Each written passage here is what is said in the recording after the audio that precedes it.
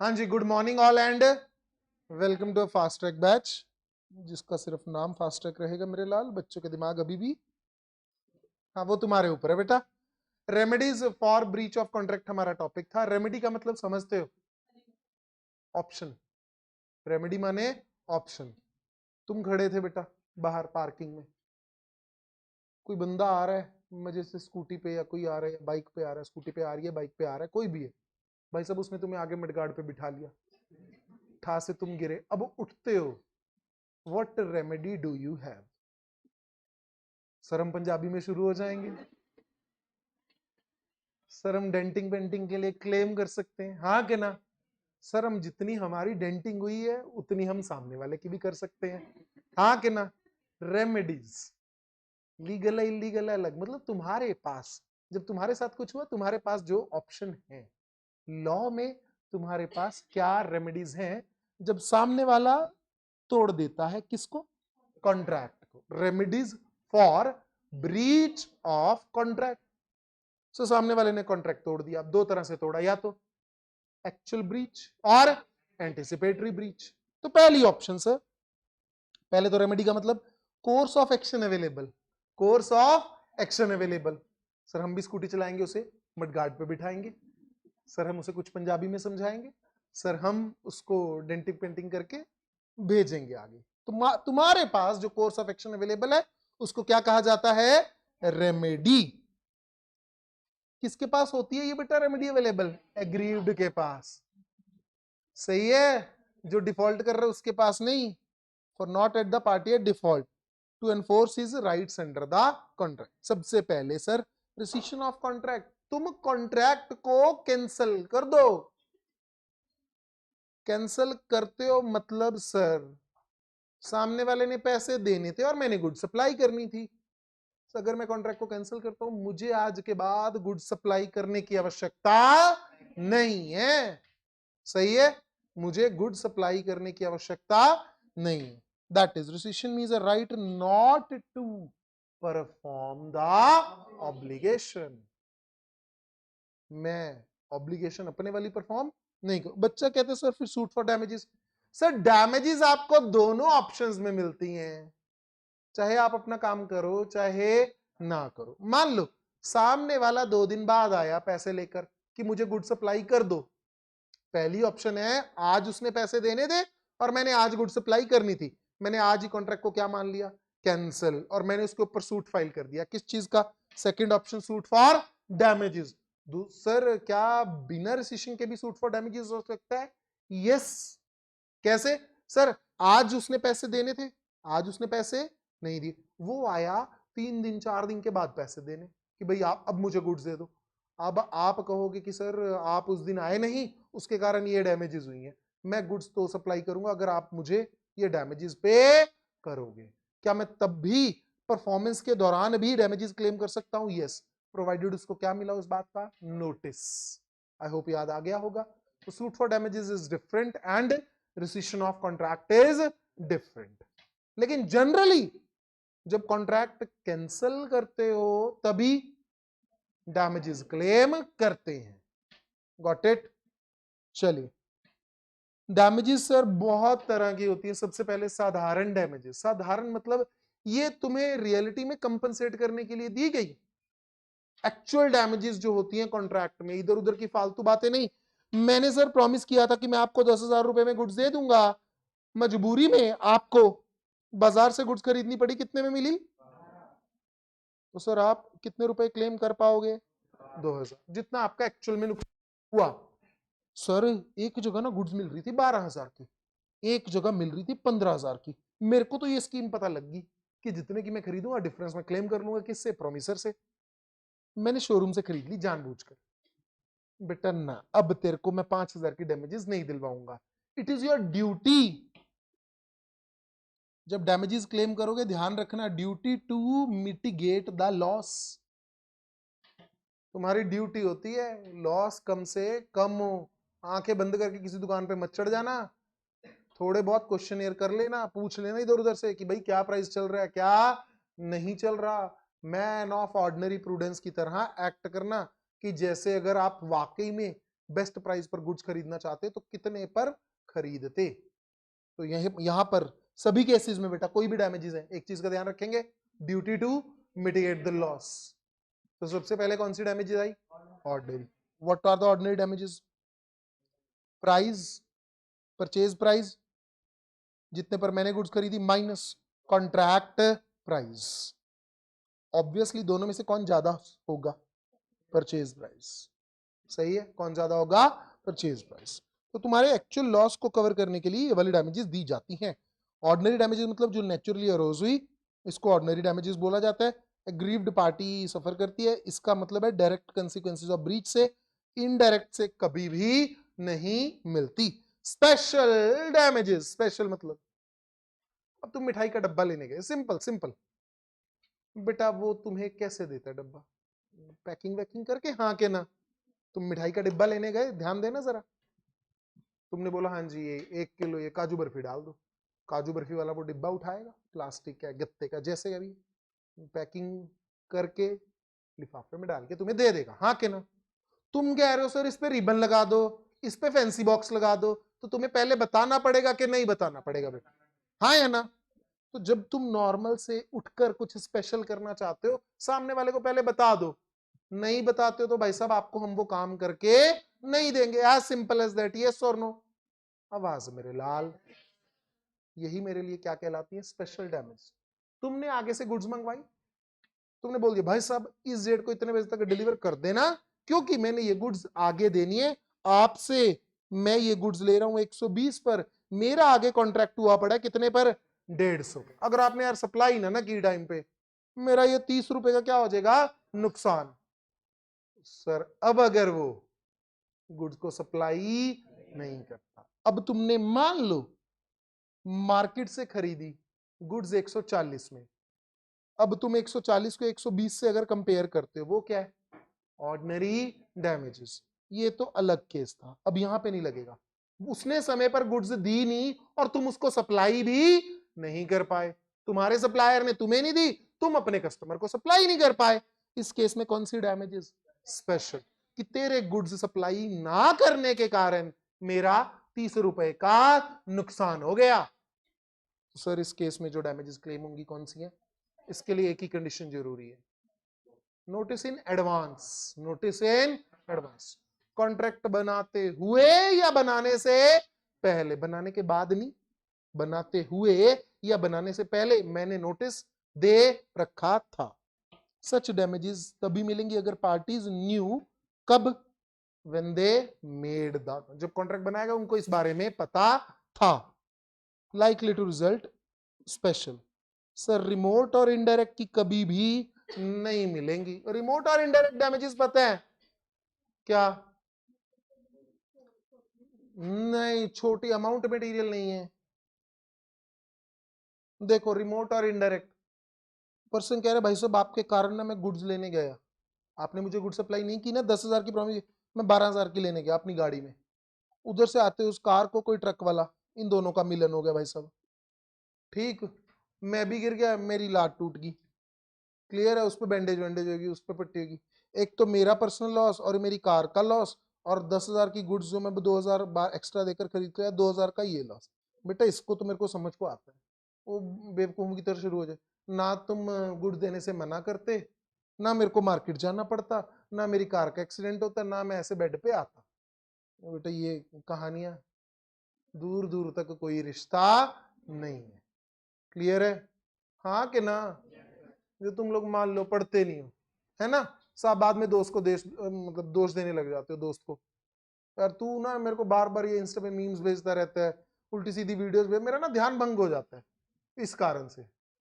बेटा ये तुम्हारी गलती है, ऐसी इनडायरेक्ट डैमेज नहीं मिलेगी। कौन सी मिलेंगी? सिर्फ डायरेक्ट, जैसे कि loss of profit. Example special damages की क्या है? Loss of profit. प्रॉफिट और लॉस मत लिख लेना, कॉमर्स स्टूडेंट हो आदत तो होती है, लॉस ऑफ प्रॉफिट मतलब प्रॉफिट का नुकसान हुआ।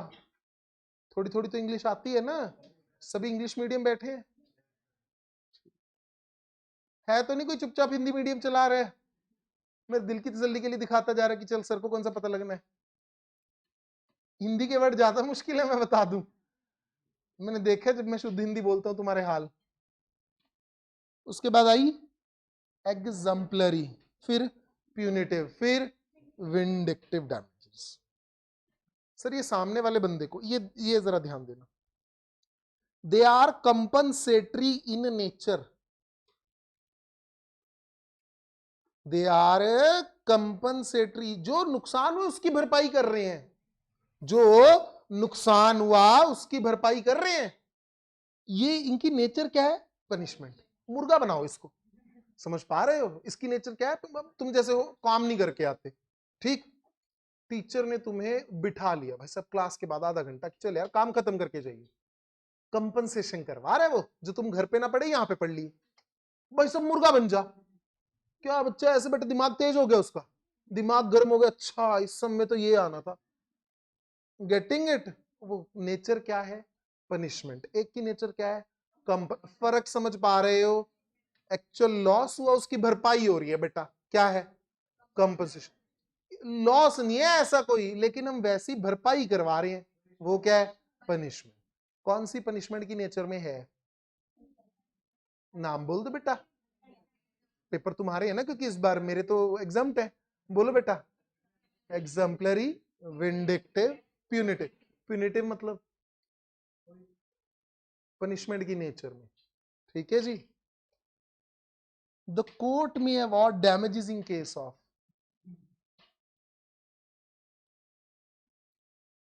क्लियर है? प्रॉमिस किया लेकिन वो तोड़ दिया, पिंकी प्रॉमिस किया ऊपर से, पिंकी प्रॉमिस तोड़ दिया।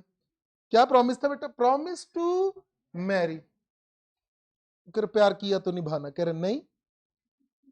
कौन सी injury? Mental injury. Mental injury मतलब पर्सन मेंटल हो गया ना। जितने ज्यादा लेवल के सैड सॉन्ग सुन रहे हैं उतने ज्यादा damages, as simple as that. मतलब जितनी उसको मेंटल इंजरी हुई, करे भाई सब दाढ़ी बढ़ा रखी है, बाल बढ़ा रखे हैं, क्या बन के घूम रहे हैं, डैमेजेस ज्यादा दे दो यार इसको। Getting it? सर इसको कुछ समझ ही नहीं आता है, हमको पानी गिरा बस बैठ है। सर जितनी ज्यादा मेंटल इंजरी उतना ज्यादा नुकसान। Mental injury sustained by aggrieved party, clear है? कौन सा प्रॉमिस बेटा? Breach of promise to marry. Next, wrongful dishonour of a cheque by banker.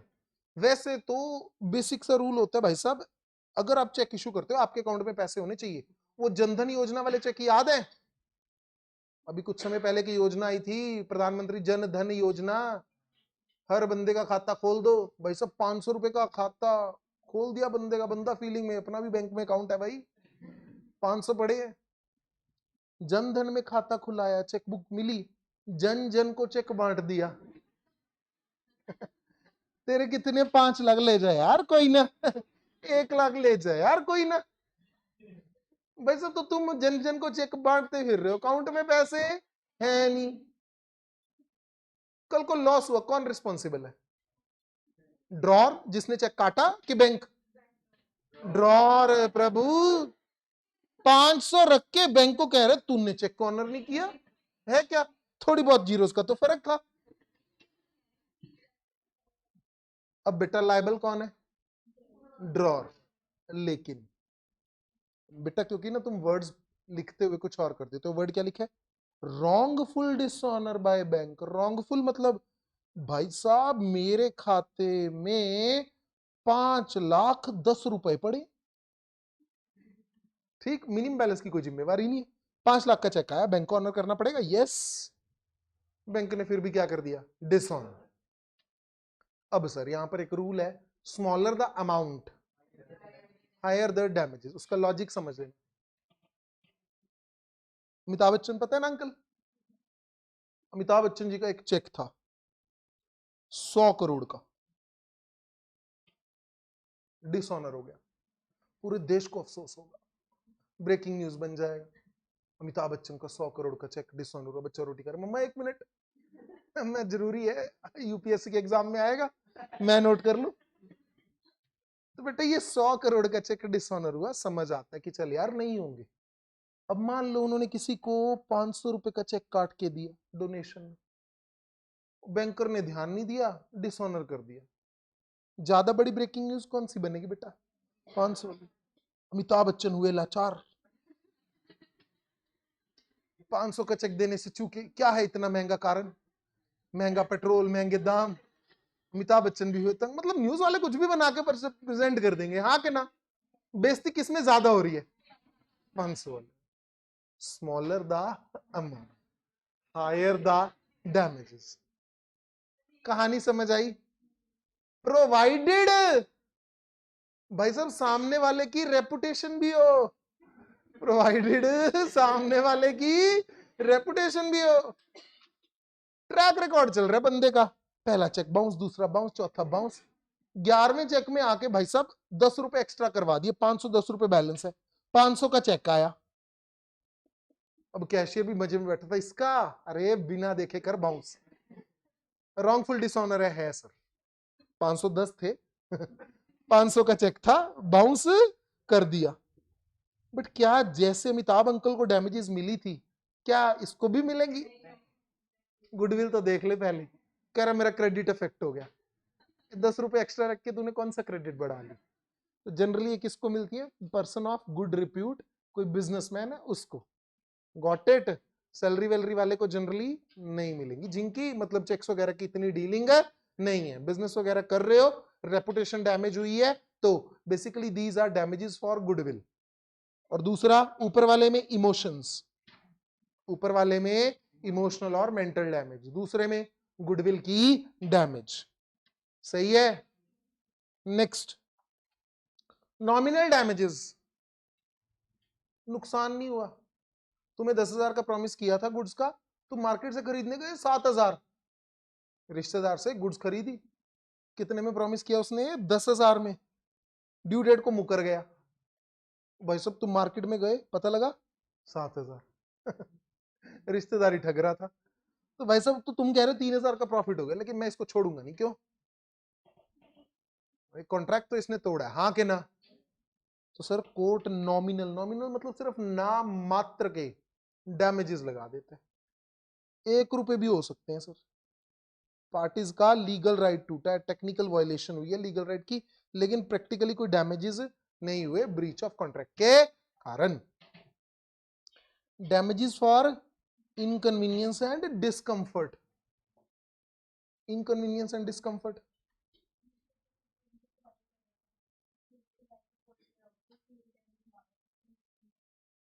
मिलेंगे कि नहीं? मैं बता दूं, इसमें ना एक एग्जांपल है, उसी इसके बेसिस पर डैमेजेस हैं। क्लियर? एग्जांपल के लिए, ट्रेन ने रात को जाना कहीं और था, किसी और स्टेशन पर उतार कर ट्रेन अपना निकल गई। ठीक, कह रहे जी आगे ट्रेन नहीं जाएगी, मन नहीं है, हमारा बंदा एक सो गया जिसको उधर वाला रास्ता पता है, ट्रेन जाएगी। ठीक है जी, तुम निकलो यहाँ से, निकाल दिया। अब बंदा मान लो उस स्टेशन से वहां तक पैदल गया या जैसे भी गया, उसके कारण उसकी वाइफ चली, उसको बुखार हो गया, कांपने लग गई, जो भी हुआ। ठीक, अब कह रहा भाई साहब मेरी वाइफ को टेंशन होगी, उसको नुकसान हुआ प्रैक्टिकली, मेरे को नुकसान हुआ। ठीक है, कैसे हुआ वो उन दोनों की अंडरस्टैंडिंग है। तो भाई साहब हमें बहुत डिस्कंफर्ट हुआ, हम चल के गए इतनी दूर, हाँ के ना? तो इस डिस्कंफर्ट के लिए हमें डैमेजेस दो। डिस्कंफर्ट के लिए बेटा जनरली कोई डैमेजेस नहीं दी जाती।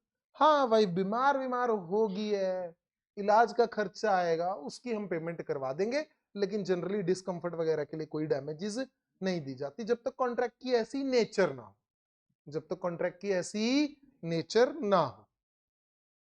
वाइफ को कोल्ड हो गया क्योंकि ट्रेन कहीं और लेगी जी, damages can be taken but not for medicals. मैंने रिवर्स बता दिया तुम्हारी एग्जांपल में, मेडिकल एक्सपेंसेस के लिए तो नहीं, डिस्कंफर्ट के लिए थोड़ी सी। मैं इसकी ना बेटर एग्जांपल देता हूँ, रुको। तुमने ट्रेन की टिकट बुक की है, वो फर्स्ट क्लास वाली, ठीक, तुम्हें उठा के बिठा दिया जनरल डिब्बे में, सीट मिली नहीं मिली, तुम्हें डिस्कंफर्ट हुआ, हाँ जी, उसके लिए तुम्हें क्या मिलेगा? डिस्कंफर्ट के लिए मिलेंगे मेडिकल एक्सपेंसेस को क्रॉस करो। तो कॉन्ट्रैक्ट की नेचर पे डिपेंड करेगा। ठीक है जी, नेक्स्ट, ये स्टडी मैट में ना शायद है भी नहीं, केस स्टडी है, देख लेना, सिर्फ केस स्टडी है, ऐसी हेडिंग नहीं है। नेक्स्ट देखो, लिक्विडेटेड डैमेजेस। लिक्विडेटेड मतलब स्पेसिफाइड, कहां लिखी हुई है, कहां लिखी हुई है, कॉन्ट्रैक्ट में। कहां लिखी हुई है, कॉन्ट्रैक्ट में। पता क्या है, बजाय कि हम बाद में लड़े, बड़ी कॉरपोरेशंस ना पहले ही सारा एस्टिमेट लगा के बैठी होती हैं। अगर तुमने कॉन्ट्रैक्ट तोड़ा, इस डेट को ये परफॉर्मेंस दी, इसको ये दी, तो भाई साहब आपको इतने पे करने पड़ेंगे। उसको हम क्या बोलते हैं, लिक्विडेटेड डैमेजेस, मतलब damages already specified in the contract. और वो ना एक जेन्युइन एस्टिमेट होता है किस चीज का, डैमेजेस का। एग्जांपल के लिए, आप की है एक टायर कंपनी, कौन सी कंपनी, टायर। आपने एक कार कंपनी को, आपके पास है मान लो एमआरएफ है, इन्होंने टाटा कंपनी को, कार कंपनी को टायर सप्लाई करने का भरोसा दिया। टाटा कंपनी ने वालों ने बोला जिस दिन ऑर्डर देंगे अगले दिन बता दें, क्योंकि हमारी प्रोडक्शन नहीं तो रुक जाएगी। क्यों, प्रोडक्शन बेल्ट पर हमारी कार्स खड़ी हैं, आप उनमें आके टायर डालोगे और उसके बाद हम उनको आगे डिलीवर कर पाएंगे, क्योंकि हमारा प्रोसेस टायर्स का लास्ट है, बाकी हम आपको एज इट इज कार दे देंगे। आपने अगर सर डिले किया तो हमारी प्रोडक्शन बेल्ट रुकेगी, उसके कारण मान लो हमें 2 लाख रुपए पर डे का नुकसान होगा। अब सर ये कौन सी डैमेजेस है, liquidated, already measured and specified in the contract. अब पेनल्टी क्या होती है सर, तुमने अगर ना दिया ना भाई साहब, तुम्हें मतलब मान लो 50 लाख रुपए पर डे पे करने पड़ेंगे। इनका मतलब रियलिटी से कोई वास्ता है, नो सर, कुछ भी लिख रहे हो। तो सर ये अलाउड कभी भी नहीं होती है, चाहे कॉन्ट्रैक्ट में लिखी हुई हो। जनरली कौन सी अलाउड होती है, रीजनेबल। कौन सी अलाउड होती है, रीजनेबल। नेचर जो मर्जी लिख लो, कोर्ट क्या देखेगी, रीजनेबल डैमेजेस अलाउ होंगी, एक्स्ट्राऑर्डिनरी अलाउ नहीं होंगी। When the parties at the time of formation of contract specify a sum to be paid by party responsible for breach, such specified sum is called, या तो उसे क्या नाम दिया जाता है कॉन्ट्रैक्ट में, लिक्विडेटेड डैमेजेस, या उसे क्या नाम दिया जाता है, पेनल्टी। कुछ भी लिखा हो सकता है।